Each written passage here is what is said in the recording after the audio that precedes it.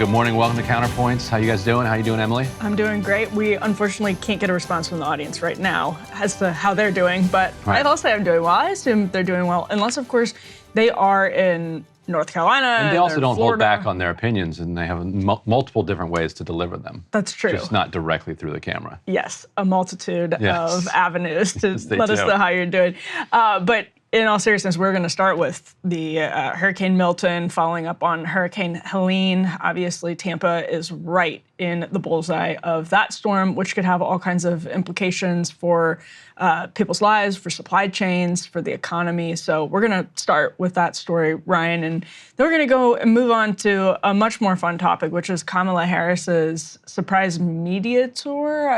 Both of us are sort of confused why it's happening. Her staff was browbeaten into getting her in front of the press, and the staff was correct and we were wrong. The media tour was a mistake. We'll play some of that. Not a mistake from our perspective, though, because you really do get just a great glimpse into the mind of Kamala Harris. Donald Trump was on Ben Shapiro's Speaking podcast. Of somebody else who should not do media appearances. He was on Ben Shapiro's podcast yesterday, talking about Israel policy. Ryan, you guys over at DropSite got a fantastic scoop.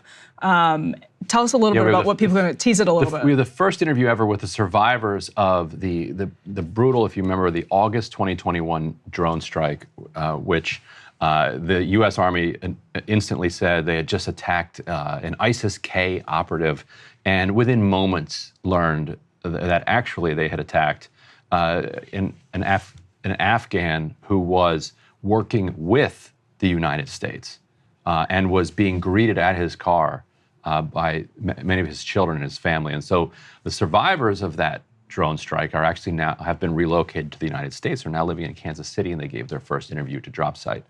And so we'll be playing that later today. Fantastic. And we're actually going to discuss as well this effort by 17 porn actors to put some money into ads in swing states about Project 2025.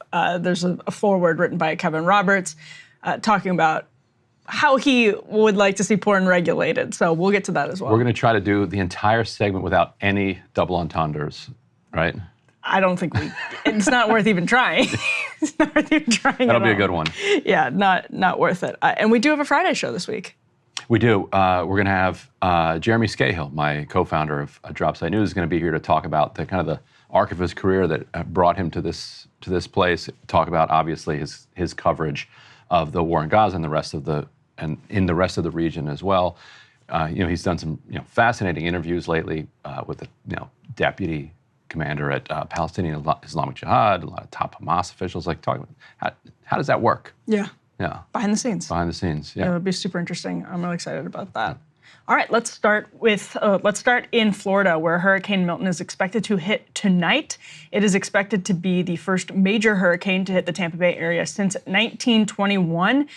Some experts have said nobody in the area has ever survived a storm as strong as this, expecting 10 to 15-foot surges, 18 inches of rain to fall on Florida overnight. Just catastrophic predictions for what could happen to Tampa. Let's start with this SOT. Officials are telling residents that they need to evacuate. Here's one official telling them what could happen if they don't evacuate.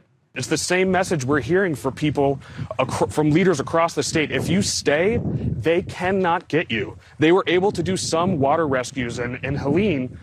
That will not happen with Milton. Once the winds, which are forecasted to start here at tropical storm force gust, once they start tomorrow at around 8 a.m., he expects that by noon, they're going to have to evacuate the island themselves. So starting at noon tomorrow, if you're here, there will not be help coming for you. You are on your own, and he's made that very clear. It's that same message we're hearing from officials. Write your name, write your number, write someone else's number, your date of birth on you, because when they come looking for you, they want to know who to contact because you decided to stay. All right, let's actually roll also this flood simulation so that if you're watching this, you can just get a visual of what Tampa could look like very soon. I can use this simulation to show you what it will actually look like in Tampa. At 3 feet above normally dry ground, water is already life-threatening. It's too late to evacuate. Water this high can knock you off your feet, make cars float, and driving impossible. The first floor of homes and businesses are flooded. Unfortunately, the water is expected to rise even higher at 6 feet above the height of most people. Vehicles get carried away. Structures start to fail. Just look at this. Anything could be in this water, sharp glass, debris, chemicals as well. The scary part is some areas could see surge values at 10 to 15 feet. And this takes us up to 9. And look what it does. At this level, the first floors of structures are completely flooded, and there are few places that it is safe when the water rises this high. We want everyone to know their evacuation zone, listen to local officials, and evacuate when ordered to do so. That visual, Ryan, is stunning, and we can play this actual satellite footage as well. This is A3. Actually, isn't this from the NASA dudes?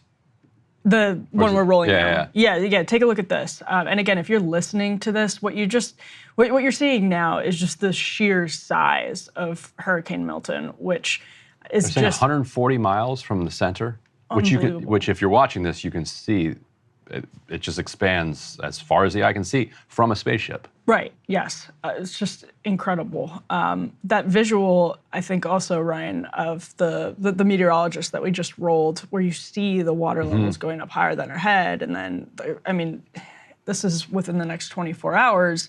Unfortunately, just shocking. Let's play also here A4. This is going to be just the evacuation alert, so you can get a feel for what's happening on the ground.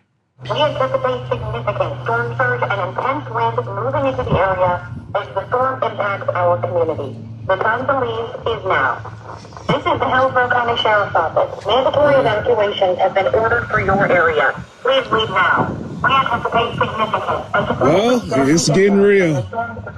So obviously the government has no easy task ahead of them asking people to get out, because while I'm sure many people are eager and have the means to get out, it's really not that easy for everyone. And I think that's an important point. Also, people get told all of the time, like it does, depending on, if you live in Florida, it's easy to understand how people get sort of numb to predictions. Yeah, and natural disasters are a way of reminding us that money is kind of an imaginary thing and is actually not that useful sometimes.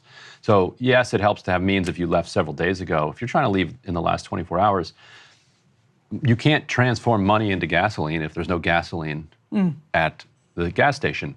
And you can't transform money into a path out if the roads are all blocked. Right. If you get a flat tire and let's say you're elderly and don't know how to change it, or like anything minor goes wrong, there's the breakdown of our society and our systems means that that's it. Like there's nobody to call. You're on your own, and so it's really heartbreaking to see these pictures, which in your mind become kind of before pictures.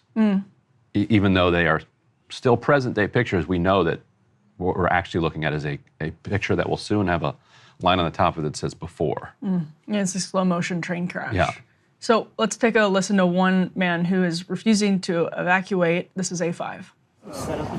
All right, Jay, they're saying 20-foot storm surge. It could be 120. It doesn't matter. The boat floats. That's the whole thing. Keep the water on the outside of the boat, and the boat will go up with the water and down with the water. That's what we want to do. Can we please get you into a hotel? No. Everybody's been asking, man. We got to get you off this thing. Listen, the only way I'm going to go to a motel room is if a woman invites me and she's going to stay. That's the only way I'm going. So it is, though, true, Ryan, to the point that you were just making. I think it's, I've never lived in a hurricane, vulnerable area, but I do always, when I'm watching people say, get out, get out. It's like, I don't know if you are persuading the people who are trying not to, or who are considering staying by just saying, get out, you're dumb if you don't get out. It's actually pretty hard. It's not that easy for everybody to get out. I thought the mayor's line was pretty good, where yesterday she said, if you stay, you're going to die. Yeah. Because at least that kind of shocks the conscience and shocks the listener to say, oh, that's not the usual kind of rhetoric we hear from politicians. Now, maybe that Lieutenant Dan guy there maybe he'll be okay. I don't think so. But, 140 mile an hour winds and that little boat, I don't see it. Yeah, it doesn't seem like math that works out here. Let's put A6 on the screen. This is, I thought, a really helpful take from our friend Matthew Stoller, who wrote on his Substack Big, what happens if a hurricane smashes Tampa? It was just a really important, I think, glimpse at how vulnerable, you were just making this point, right? How vulnerable the economy is, the supply chain is. It's a real thing. Right. And Matt's asking, did we learn any of the lessons of COVID about the fragility of the supply chains? There are all kinds of important industries. Like Tampa is a very, very important port. And it seems as though we just saw this with the quartz that was used in, or that is used in the quartz that's used in semiconductors. Yeah. In North Carolina, completely upended the semiconductor supply chain that we're pouring billions of dollars right now into domestically boosting. So Tampa, as a critical port in the country, I mean, we could see tons of disruption from this because it appears we didn't learn a lot of lessons of COVID.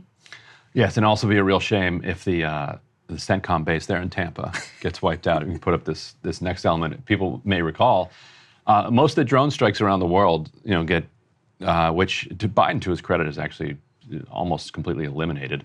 We now do them by proxy.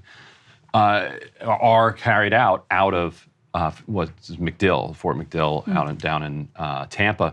I talked to you yesterday about Hurricane Michael back in 2018.